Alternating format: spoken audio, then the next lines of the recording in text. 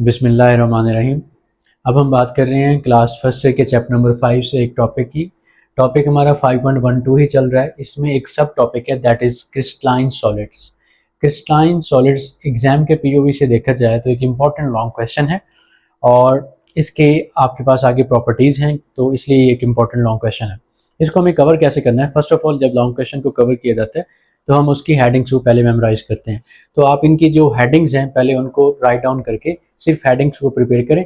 उसके बाद जो इनमें डाटा लिखना है वो यहाँ पे मैंने मेंशन किया हुआ है, वो डिस्कस करते हैं। इंशाल्लाह वो आप लोगों को समझ आ जाएगा। सबसे पहले क्रिस्टलाइन सॉलिड की definition. Crystalline solids are those solids which have definite regular and three dimensional shapes, those are called as crystalline solid. ऐसे सॉलिड जिनकी रेगुलर और थ्री डायमेंशनल शेप्स हों, हमारे पास स्पेसिफिक शेप्स हों, उन्हें आप क्या कहोगे? Crystalline solids. और इसकी एग्जांपल में आपके पास डायमंड आ जाता है और सोडियम क्लोराइड NaCl। इन इसकी जो शेप है आपके पास वो क्यूबिक शेप आ जाती है, जो कि एक क्रिस्टलाइन शेप है। अब अगर हम बात करते हैं इनकी प्रॉपर्टीज की, तो प्रॉपर्टीज में सबसे पहले जो प्रॉपर्टी है दैट इज क्रिस्टल लैटिस। के आपके पास क्रिस्टलाइन सॉलिड में लाजमी तौर पे क्रिस्टल लैटिस पाया जाएगा। क्रिस्टल लैटिस दरअसल क्या है? Crystal lattice is the regular arrangement of atoms, ions या molecules in three dimensional space. आपके पास एटम्स, आयंस और मॉलिक्यूल्स अगर थ्री डायमेंशनल स्पेस में रेगुलरली अरेंज्ड हैं तो उस शेप को हम लोग नाम देंगे क्रिस्टल लैटिस का। जैसे एक क्यूबिक शेप में आयंस, एटम्स और आयंस जो हैं आपस में क्या होते हैं? रेगुलर अरेंज होते हैं, तो हम उसे कहते हैं कि जी ये आपके पास एक क्रिस्टल लैटिस है। क्यूबिक शेप भी एक तरह के क्रिस्टल लैटिस में आ जाती है। अगर हम दूसरी प्रॉपर्टी की बात करते हैं दैट इज ज्योमेट्रिकल शेप, तो क्रिस्टलाइन सॉलिड की एक प्रॉपर्टी ये भी है कि उनके अंदर ज्योमेट्रिकल शेप आ जाती है। अब आप ज्योमेट्रिकल शेप से क्या मुराद लेते हैं? सारे के सारे जो क्रिस्टलाइन सॉलिड्स होते हैं उनकी डेफिनेट या डिस्टिंक्टिव ज्योमेट्रिकल शेप होती है। जो एक क्रिस्टल की शेप होगी वो दूसरे से बिल्कुल भी कभी मैच नहीं करेगी। और इनके स्पेसिफिक या आप कह लो कि इंटरफेशियल एंगल्स होते हैं। अगर हम एक क्यूब की बात करते हैं, सिंपल एक क्यूब अगर हम ड्रॉ करते हैं, जिस तरह से आपके पास सोडियम क्लोराइड का एक क्यूब होता है, उसकी शेप क्योंकि क्यूबिक होती है, आप एक क्यूब बना के देखते हैं तो इसकी जो स्पेसिफिक साइड्स हैं ये सोडियम क्लोराइड के ही अंदर ही पाए जाएंगे और कहीं पे नहीं। इस क्यूब की अगर बात की जाए तो इसके इंटरफेशियल एंगल से क्या मुराद है? इंटरफेशियल एंगल से मुराद ये है जहां पे इस क्यूब की एक साइड या एक फेस दूसरे फेस को आके कट कर रहा है, इंटरसेक्ट कर रहा है, उस जगह को आप इंटरफेशियल एंगल कह रहे हो। एक क्रिस्टलाइन सॉलिड के अंदर इंटरफेशियल एंगल हमेशा स्पेसिफिक होता है, वो कभी भी चेंज नहीं होता। इवन आपके पास क्रिस्टल चाहे बड़ी फॉर्म में मौजूद है, उसका बड़ा एरिया है, ज्यादा एरिया है, या फिर आप उस क्रिस्टल को बेशक पाउडर फॉर्म में क्यों नहीं कन्वर्ट कर देते, उसको बारीक हिस्सों में क्यों नहीं काट देते, तब तक भी उसके जो इंटरफेशियल एंगल्स होंगे वो क्या होंगे? स्पेसिफिक रहेंगे। तो हम कह सकते हैं कि interfacial angles are those at which surfaces intersect each other, they will remain same even in the powder form। चाहे आप किसी क्रिस्टल को उसके पाउडर फॉर्म में क्यों नहीं कन्वर्ट कर देते, उसके इंटरफेशियल एंगल्स हमेशा स्पेसिफिक रहेंगे। जब तक इंटरफेशियल एंगल स्पेसिफिक रहेंगे हम कहेंगे कि एक क्रिस्टल की ज्योमेट्रिकल शेप जो है वो हमेशा स्पेसिफिक होगी। और ये एक बड़ी इंपॉर्टेंट प्रॉपर्टी है कि क्रिस्टलाइन सॉलिड के अंदर ज्योमेट्रिकल शेप हमेशा फिक्स रहती है। अगर ज्योमेट्रिकल शेप फिक्स नहीं रहेगी तो क्रिस्टलाइन सॉलिड की शेप भी फिक्स नहीं रह सकती। लेकिन हमें पता है कि क्रिस्टलाइन सॉलिड के अंदर शेप का फिक्स रहना जरूरी है। दूसरी प्रॉपर्टी की अगर हम बात करते हैं, सॉरी फॉर दैट, तीसरी प्रॉपर्टी की अगर हम बात करते हैं तो वो हमारे पास है मेल्टिंग पॉइंट। क्रिस्टलाइन सॉलिड के अंदर क्योंकि स्पेसिफिक शेप होती है तो इनके मेल्टिंग और बॉइलिंग पॉइंट्स भी शार्प होते हैं, फिक्स होते हैं।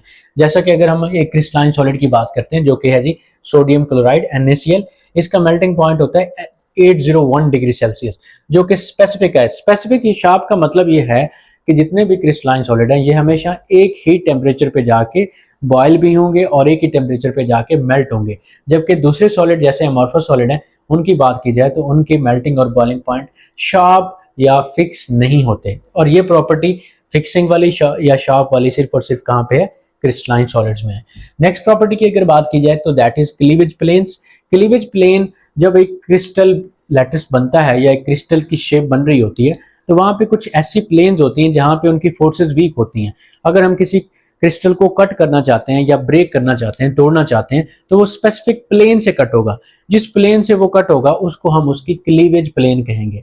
The crystalline solids can be broken from definite planes and that those planes are called as cleavage planes।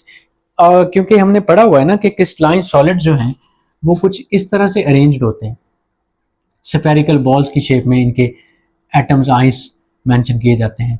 तो अगर हम यहाँ से देखें, अगर मैं इस क्रिस्टल को, ये एक क्रिस्टल है, अगर इसको मैं कट करना चाहूँ यहाँ से इस तरह से, तो इसको कट करना मुश्किल होगा, यहाँ पे इसकी फोर्सेस वीक नहीं है।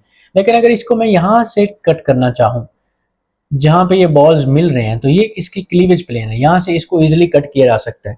तो वो वाली प्लेन जहाँ पे अट्रैक्टिव फोर्सेस कम होती हैं एक क्रिस्टल लैटिस के अंदर, वहां से इसको इजीली कट किया जा सकता है, ब्रेक किया जा सकता है। उस प्लेन को हम नाम देते हैं क्लीवेज प्लेन।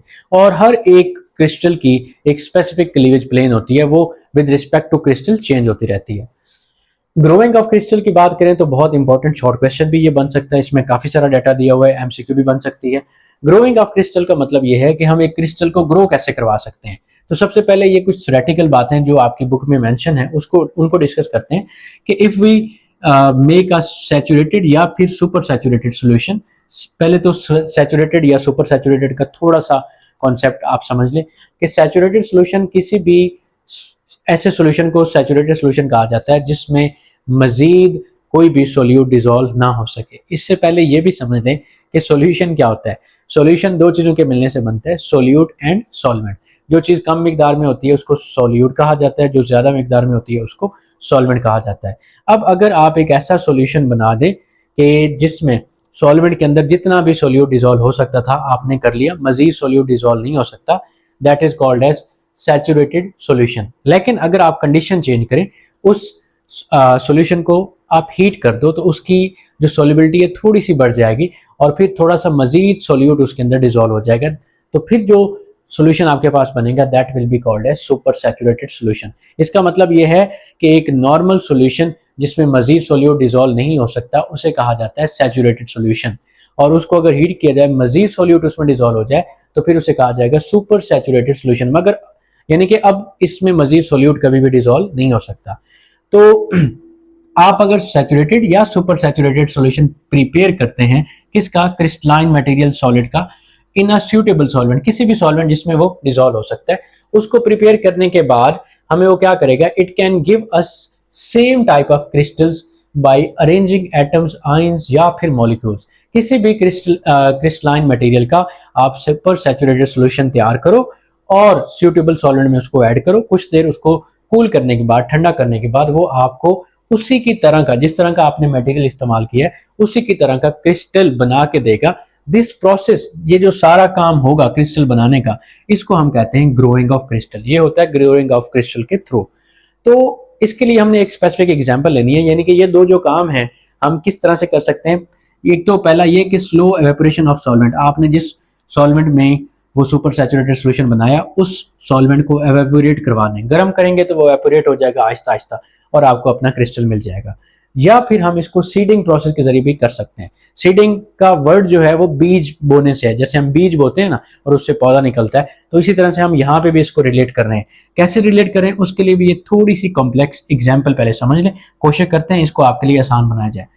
ओवरऑल बात यह है कि हम सुपर सैचुरेटेड सॉल्यूशन बनाएंगे और उसमें सीडिंग के लिए, बीज बोने के लिए क्रिस्टल ऐड कर देंगे, और वो बीज क्या है, हमें काफी सारे फिर क्रिस्टल बना के देगा।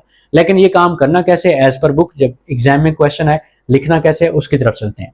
आपके पास एक सोल्यूट है that is called as sodium thiosulphate Na2S2O3। इसकी जो सॉल्युबिलिटी है, यानी कि ये पानी में कितना डिसॉल्व हो सकता है, हल हो सकता है, 100 डिग्री सेल्सियस अगर टेम्परेचर रखा जाए तो इसके 231 ग्राम पर 100 क्यूबिक सेंटीमीटर सॉल्वेंट में डिसॉल्व हो सकते हैं। यानी कि 231 gram sodium thiosulphate 100 cubic centimetre water के अंदर, चलो सॉल्वेंट वाटर ले लेते हैं, के अंदर डिसॉल्व हो सकता है जब टेम्परेचर कितना हो, 100 डिग्री सेल्सियस। और रूम टेम्परेचर पर यानी कि 25 डिग्री सेल्सियस पर इसकी सॉल्युबिलिटी है 50 ग्राम पर 100 क्यूबिक सेंटीमीटर। इन दोनों से एक बात तो ये क्लियर होगी कि कम टेम्परेचर पे इसकी सॉल्युबिलिटी कम है, यानी कि इसका कम अमाउंट डिसॉल्व हो रहा है। लिक्विड तो उतना ही है ना, सॉल्वेंट तो उतना ही है 100, लेकिन इसका अमाउंट यहाँ कम डिसॉल्व हुआ, इधर ज्यादा हुआ। इधर ज्यादा इसलिए हुआ क्योंकि हमने इसको टेम्परेचर ज्यादा दिया। तो हमें ये समझ आई कि ज्यादा टेम्परेचर पे इसका जो सोल्यूशन बनेगा वो सैचुरेटेड होगा, यानी मजीद उसमें सोल्यूट डिसॉल्व नहीं होगा क्योंकि मैक्सिमम डिसॉल्व हो चुका है। तो अगर हम एक काम करते हैं कि 100 डिग्री सेल्सियस पे सैचुरेटेड सोल्यूशन बना लेते हैं इसी का, सोडियम थायोसल्फेट का, फिर हम उसको कूल करते हैं और फिर देखते हैं तो उसमें कोई भी ग्रोथ क्रिस्टल की नहीं हो रही होती। उसकी वजह यह हो सकती है कि आपका जो सुपर सैचुरेटेड सोल्यूशन बना है वो क्रिस्टल के साथ इक्विलिब्रियम में मौजूद ना हो। तो इसका मतलब हमारे पास क्रिस्टल ऑब्टेन नहीं हुआ। हम इन दोनों में से एक काम कर सकते हैं। हम क्या करेंगे, हम करेंगे सीडिंग। यही जो 100 डिग्री सेल्सियस पे सैचुरेटेड सोल्यूशन बना है सोडियम थायोसल्फेट का, उसको हमने क्या करना है, उसके अंदर small crystal of sodium thiosulphate add कर देना है, एक छोटा सा क्रिस्टल। वो छोटा सा क्रिस्टल उसमें सीडिंग का काम करेगा। सीड हमने बो दिया, बीज बो दिया, उसके बोते ही क्रिस्टलाइजेशन विल हैपन रैपिडली।